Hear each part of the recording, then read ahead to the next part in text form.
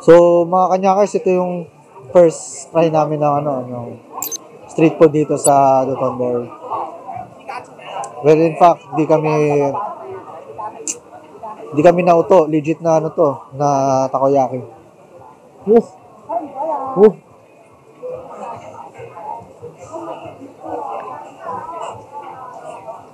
Oh.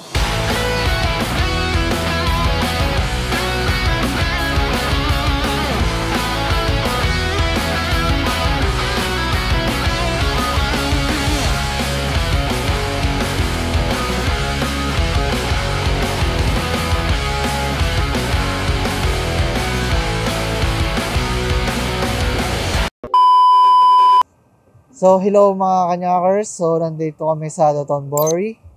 So, makita nyo itong side ko is a river cruise. Pwede mo siyang mabook sa Klook via Amazing Osaka E-Pass. Ayun, palapit na sila. Isa sa mga atraksyon sa Osaka, ang Dotonbori River Cruise. 20-minute boat ride pala ito mga kalakbay, pero sulit naman dahil makikita dito ang iba't ibang bridges tulad ng Nipponbashi Bridge, Ibisu-bashi Bridge, Dotonbori-bashi Bridge, at marami pang iba.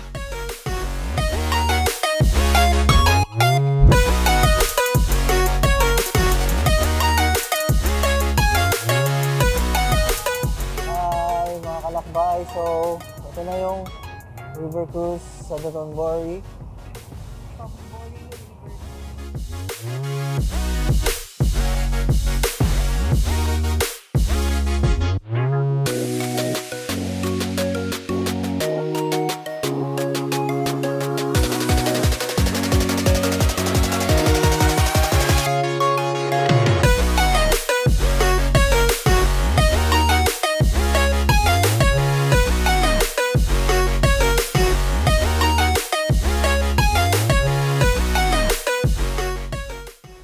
Makikita nyo rin ang mga naglalakihan at makukulay na gusali na nakapalibot sa Dotonbori River. At ito pala mga kalakbay, don't forget mag-selfie with Glico ha!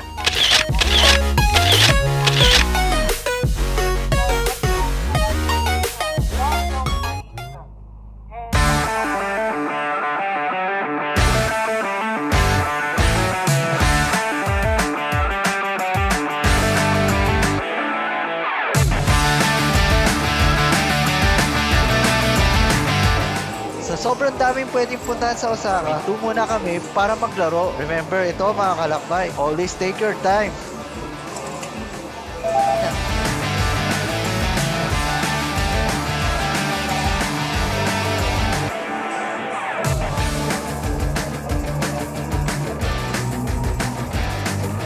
Nagawa ko to sa sa SM. Pinractice ko to. Let's go.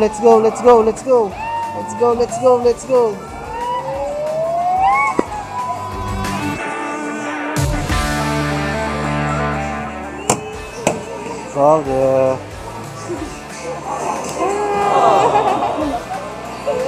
Galing, thank you.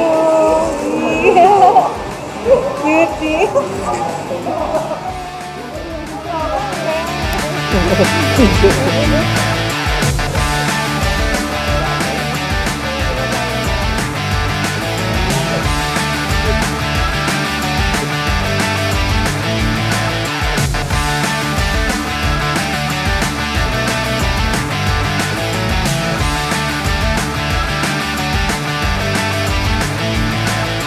Maraming mapupuntahan dito sa Dotonbori. May mga kainan, may mga pasyalan, at lalo na maraming takoyaki.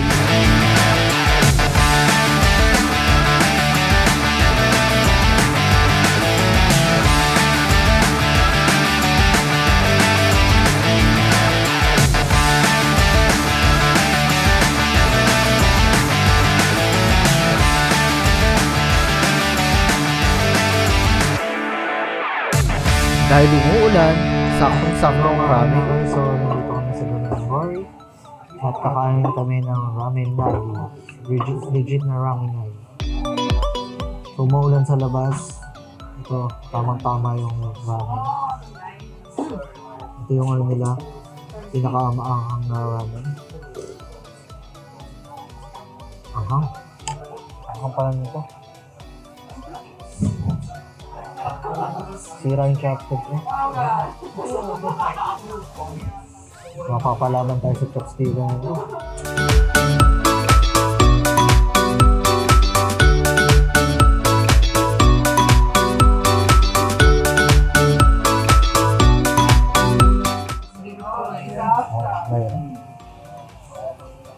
So, uberan ko naman ako yung gloves ko.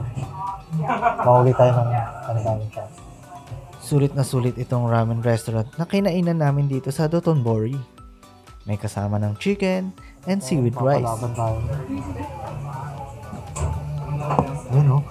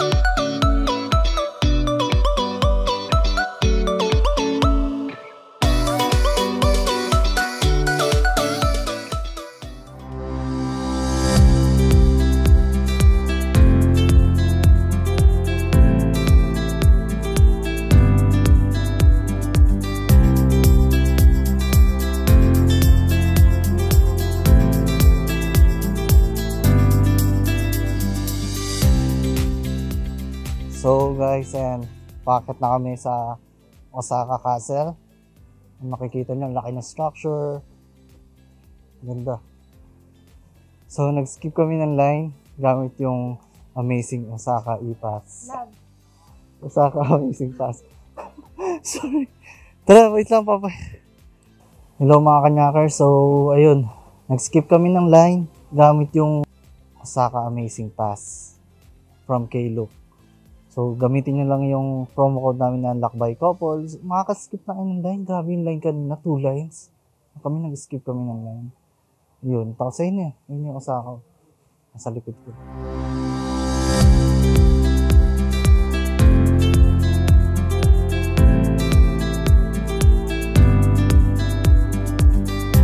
At finally, nakapasok na kami sa Osaka Castle. Makikita dito ang mga exhibit at artefacto na nagpapakita ng buhay noong sinaunang panahon ng Japan.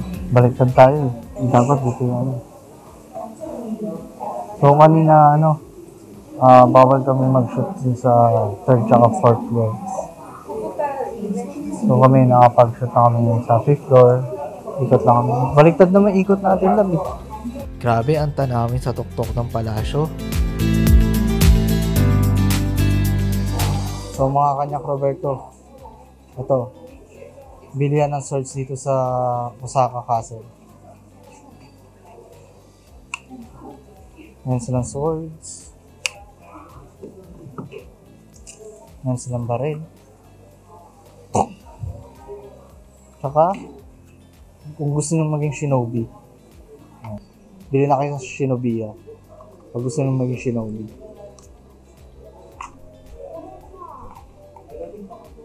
$1.3. Yan. So, iba-ibang souvenir yan. May mga magnet souvenir, espada, yan, ninja, mga ninja souvenir. Marami sila. Mga Naruto fans.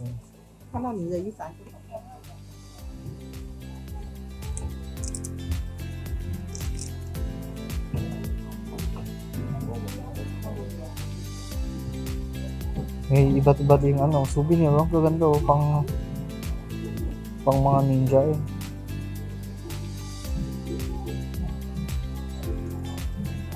Shuriken. Shuriken. Dragon. Ay, samurai holder. Mga maganda. Katana ito. Ayos to. So, 17,000.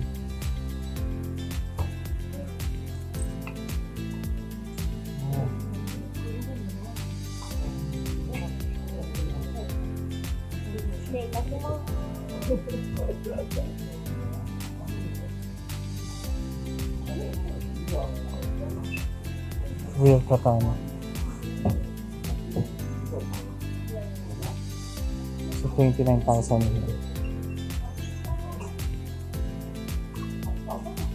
So, iba't ibang katana yan. Pag magkakatagal ng bagay. Langkit mo ilong langkit. Ay, ilong ba? So, magkano kayo ng sibuyas? Eh, may katana rin sila pang sibuyas.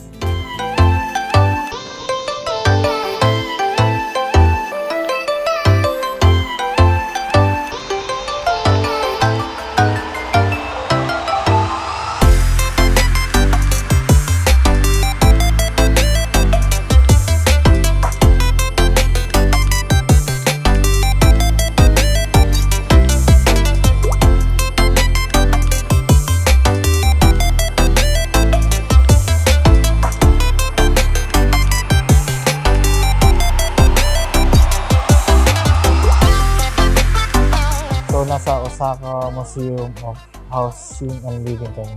So tara. Okay. Our next stop, papunta kami sana sa housing and living. Pero dahil food is life, naubos ang oras namin kaka-food trip.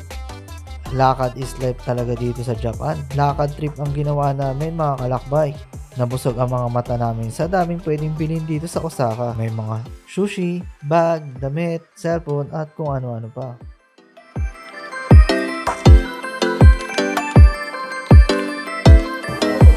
Sana all.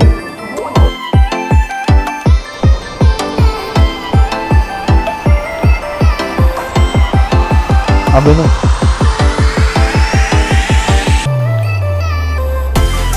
Okay.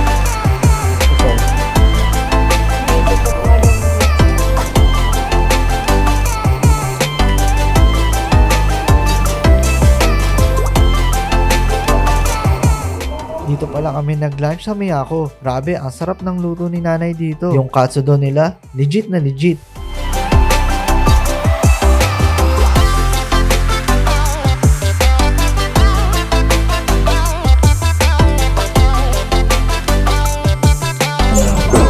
Sarap.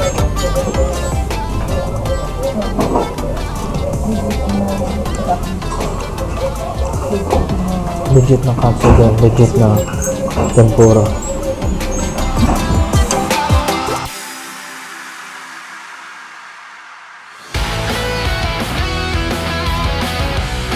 この番組ヘクタール WA ご覧のスポンサーの提供でお送りします。ドコモ P&G シーセイド